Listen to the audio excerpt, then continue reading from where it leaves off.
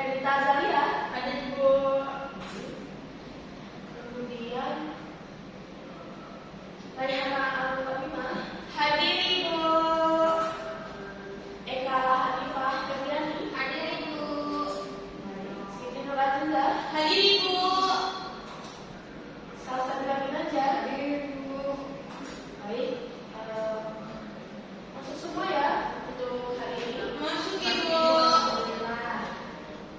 Jadi kita setelah mempelajari mengenai teks berita minggu lalu, sekarang kita mau mempelajari mengenai tanda baca dan juga penulisan kata asing dan juga daerah.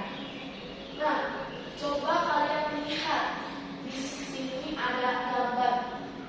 Nah, gambar itu ada apa? Kalau yang kalian lihat, orang berpikir kurang tepat ya, tapi sudah benar untuk gambarnya.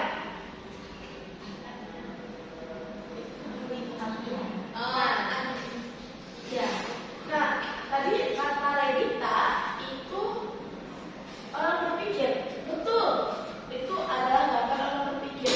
Tapi karena di sini itu ingin membahas tanda baca, jadi kita melihat simbol-simbolnya, yaitu ada tanda tanya. Nah, pada pertemuan kali ini, Ibu akan memberikan materi mengenai pengertian tanda baca, kemudian ada jenis tanda baca, menentukan tanda baca, dan cara penulisan kata dari bahasa daerah dan bahasa asing. Jadi Ibu harap kalian hari ini mampu memahami pembelajaran kali ini ya, terutama pada penulisan kata dari bahasa asing dan juga bahasa daerah. Nah, sebelumnya ada yang tahu nggak apa sih tanda baca itu? Nah, kalau misalkan belum tahu, Ibu kasih belum tahu ya mengenai pengertian tanda baca. Anak-anak bisa perhatikan di sini. Ini adalah pengertian dari tanda baca. Nah, jadi tanda baca itu merupakan simbol.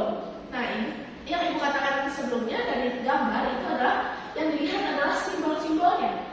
Jadi, tanda baca ini merupakan simbol yang tidak berhubungan dengan fonem, kemudian tidak berhubungan dengan frasa pada suatu bahasa. Tetapi tanda baca ini berperan untuk menunjukkan sebuah struktur yang mengorganisasi suatu tulisan dan juga mengorganisir tinggi rendah ataupun jeda yang ada di dalam tulisan atau bacaan ya. Nah, untuk pengertiannya itu apakah kalian sudah memahaminya bahwa tanda baca itu merupakan simbol yang menandakan atau berfungsi sebagai struktur atau organisasi mengenai tinggi rendah ataupun jeda yang ada di dalam tulisan. Apakah sudah memahami mengenai pengertian tanda baca? Pahami Ibu. Baik, Ibu akan lanjutkan ya mengenai jenis. Sebelumnya Ibu akan memberikan penjelasan mengenai jenis-jenis tanda baca. Sebelumnya tanda baca itu ada berapa sih sebenarnya? Ada banyak ya, tapi pada pertemuan kali ini Ibu mau memberikan penjelasan mengenai 4 jenis tanda baca, yaitu ada tanda titik, kemudian tanda koma, tanda titik dua, dan juga tanda titik koma. Yang mungkin lebih sering terlihat ya tanda baca ini di baca-bacaan yang lainnya.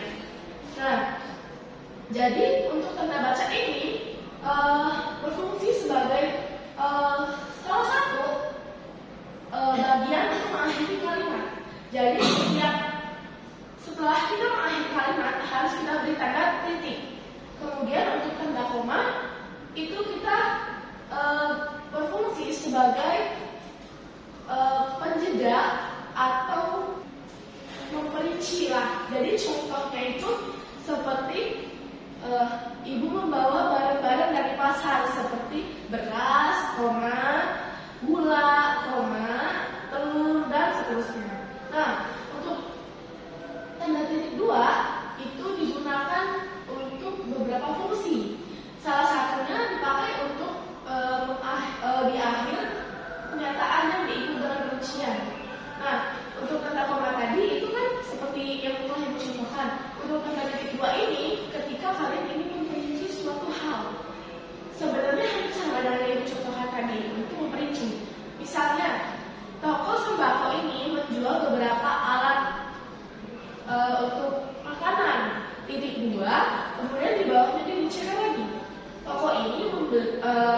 menjual beras, buah, menjual kopi dan seterusnya. Jadi seperti itu untuk tanda titik dua. Nah, untuk yang terakhir yaitu tanda titik koma. Tanda titik koma ini dipakai untuk mengganti kata penghubung yang memang menunjukkan hubungan setara di dalam sebuah kalimat.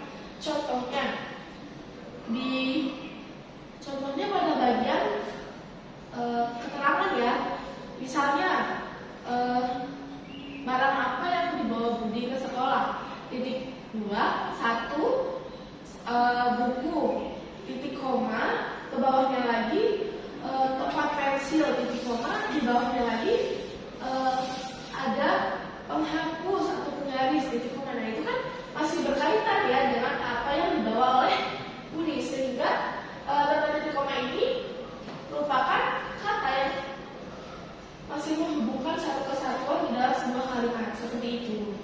Nah, ini mau memberikan contoh kepada anak-anak sekalian mengenai tanda baca ya. Nah, coba anak-anak perhatikan mengenai teks ini ya. Nah, ini kan ada sebuah teks, tapi dia tidak ada tanda bacanya. Jadi, coba kalian tentukan tanda baca yang sesuai dengan teks ini. Coba diperhatikan terlebih dahulu untuk teksnya. Nanti setelah kalian sudah menentukan yang mana tanda baca yang cocok untuk ditempatkan pada kalimat teks ini, kalian bisa angkat tangan dan menyebutkan tanda baca apa saja yang harus ada di dalam kalimat ini. Kalian perhatikan terlebih dahulu ya.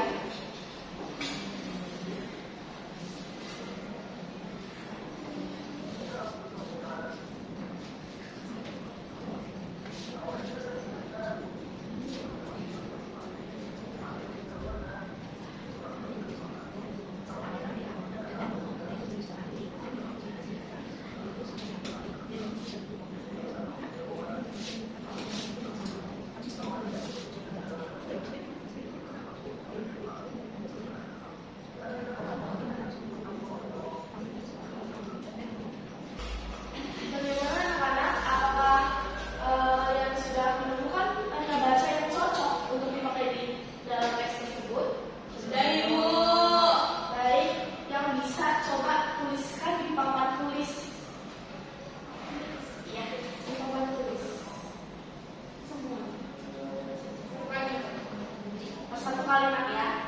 Jadi nanti bisa teman-teman yang lain mencoba untuk menjawabnya ya. Silakan yang mau menjawab terlebih dahulu. Aziza. Ya, sini. Baik. Perhatikan ya temannya mau menjawab tanda baca yang sesuai di dalam teks.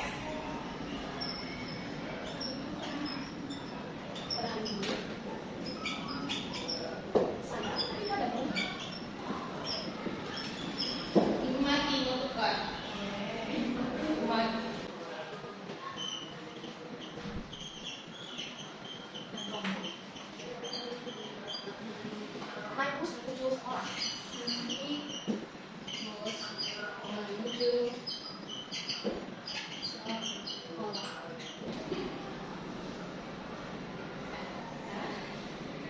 Baik, terima kasih ya Siti atas jawabannya. Kemudian ada lagi nggak teman-teman yang mau jawab?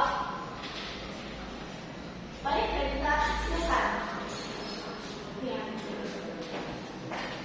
Dilanjut ya. Jangan menunjukkan. Mati waktu. Jangan menunjukkan. Itu silakan.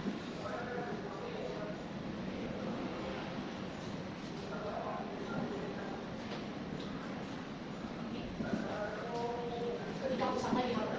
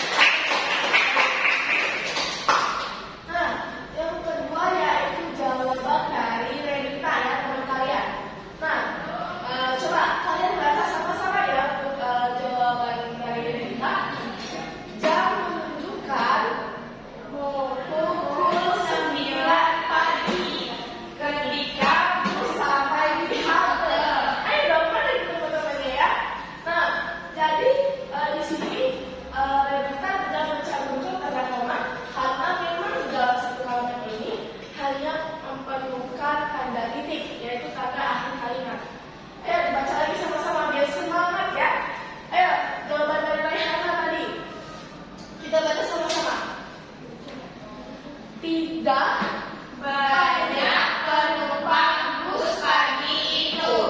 Hanya ada seorang bapak yang duduk terkatuk-katuk dan seorang lelaki yang membaca sebuah buku.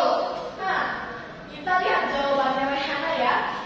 Sudah benar atau belum nih mengenai penempatan tanda bahasanya?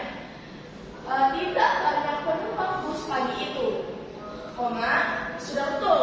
Kemudian hanya ada seorang bapak yang duduk terkatuk-katuk dan seorang laki-laki yang membaca sebuah buku. Ini jawabannya sudah betul, ya. Jadi untuk penempatan tanda koma itu ditaruh pada bagian agak tengah ya. Jadi itu kita saat membacanya tidak terlalu ngos-ngosan gitu ya, karena ada jeda tanda koma. Kemudian di bagian akhir itu diberikan tanda titik menandakan bahwa itu adalah akhir kalimat. Nah, tepuk tangan dulu untuk kita semua. Baik, yang selanjutnya Ibu akan membahas mengenai tata cara penulisan kata dari bahasa daerah dan juga bahasa asing. Sebelumnya pasti kalian sudah tahu kan yang mana bahasa daerah dan bahasa asing. Coba Ibu meminta satu orang kasih contoh bahasa daerah dan satu orang kasih contoh bahasa asing. Ada yang bisa? Saya kok. Baik, Rehana silakan.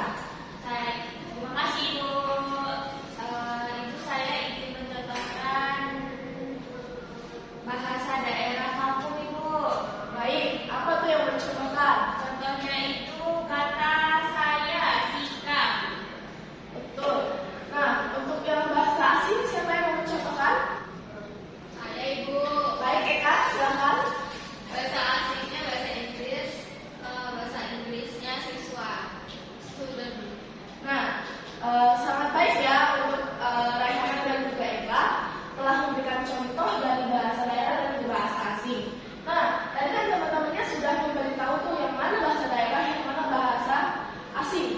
Ibu di sini mau mencontohkan sebuah teks yang di dalamnya itu terdapat sebuah kalimat bahasa asing dan juga bahasa daerah. Coba dilihat semuanya ke depan. Di sini ada penggalan teks yang berjudul Baby di Kota Padang. Ada yang bisa membacakannya? Silakan.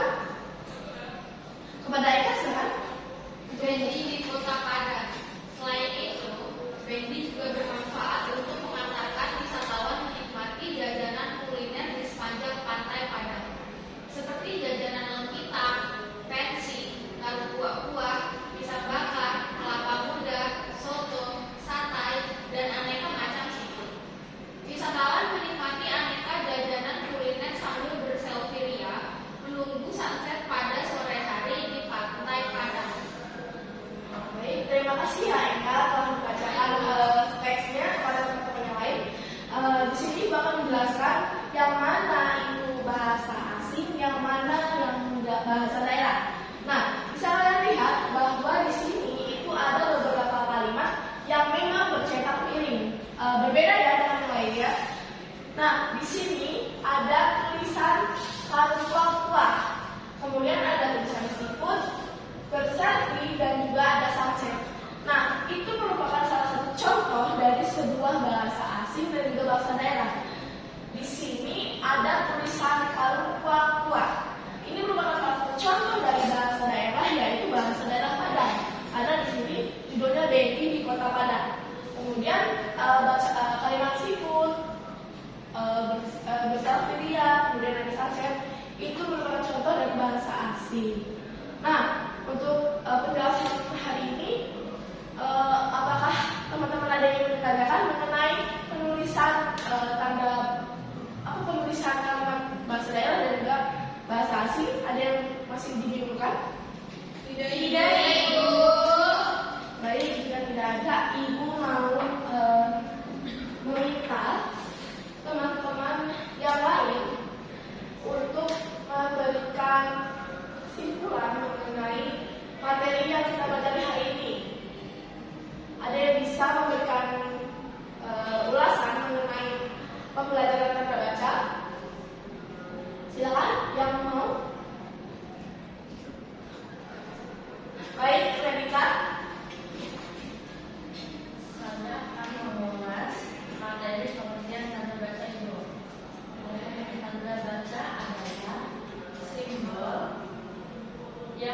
dilakukan untuk menentukan struktur suatu tulisan dan juga tiga serta jeda yang ada pada kalimat itu loh.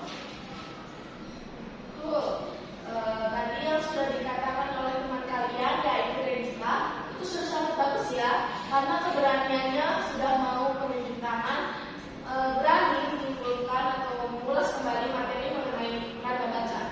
Nah, tadi yang sudah dikatakan sama teman-teman kalian itu sudah bagus ya, karena tanda baca ini merupakan simbol yang digunakan untuk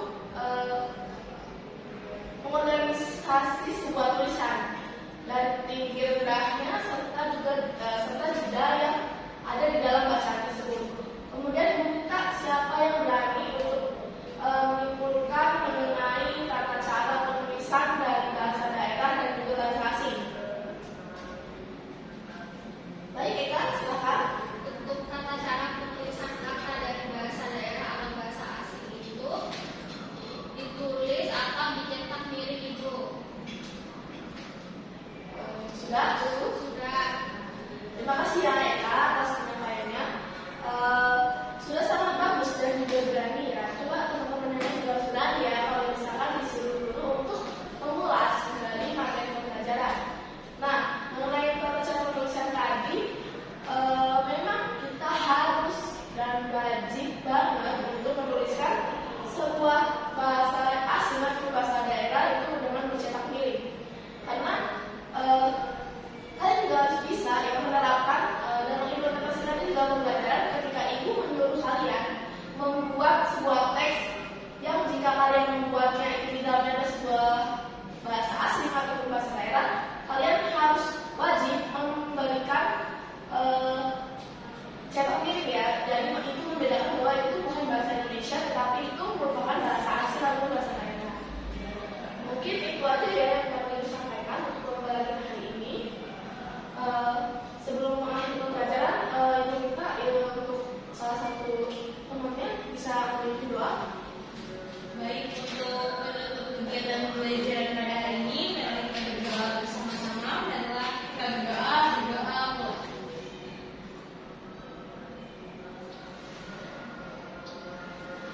Berdoa selesai. Baik, terima kasih ya anak-anak sudah bagus dan sangat semangat dalam mengikuti pembelajaran pada pagi hari ini. Minggu depan kalian harus bisa menjaga semangat kalian, kemudian jangan sungkan, jangan ragu untuk mengangkat tangan dan menjawab pertanyaan dari guru ya. Mungkin untuk pembelajaran minggu depan itu kita akan lanjutkan pembelajaran, tetapi untuk materi ini kita lihat aja ya minggu depan seperti apa materinya. Mungkin itu saja. Ibu akhiri, wassalamualaikum warahmatullahi wabarakatuh. Waalaikumsalam warahmatullahi wabarakatuh. Terima kasih, Ibu. Baik, sama-sama. Ibu duluan ya. Ibu. Oh iya, tadi bakal tulisnya dihapus ya. Ibu. Terima kasih.